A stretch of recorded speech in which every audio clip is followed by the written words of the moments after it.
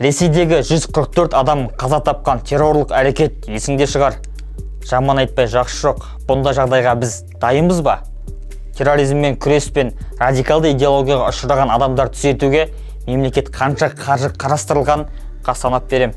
Лайк басып арнаға тіркеле сал. Ақшаң болса қалтаңда, қалтаңда да қалтаңда.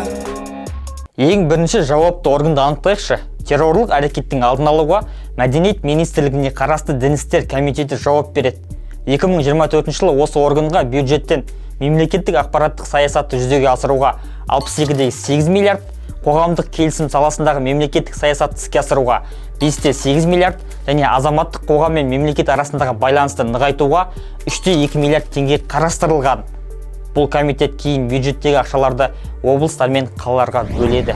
Мемлекеттік қаражатты игеруді Дін істер басқармасы жүзеге асыратын жаңа айттық. Әдетте олар діни экстремизмге қарсы тұруға және деструктивті ағымдардағы бейім адамдарды оңалтуға бағытталған іс-шаралар мен науқандар ұйымдастырады. Мысалы, Астананың Дін істер басқармасы елорда тұрғындары арасындағы экстремизм мен терроризмнің алдын алу бойынша шараларды ұйымдастыру үшін 274 миллион теңге келісімшартқа отырған.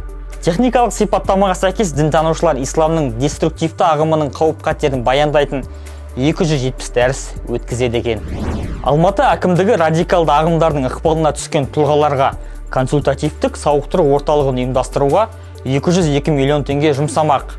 Атырау облысының әкімдігі болса экстремизммен күреске 220 миллион теңге жұмсауды жоспарлап отыр. Күмәнді саналатын адамдарға психологиялық кеңестер айту, діни әдебиеттерді зерделеу, сондай-ақ мәдени шараларды соның ішіндегі киелі жерлерге сапарларды ұйымдастыру көздеп отыр екен. Барлық әңгіме аудиотаспаға жазылып құжатталады.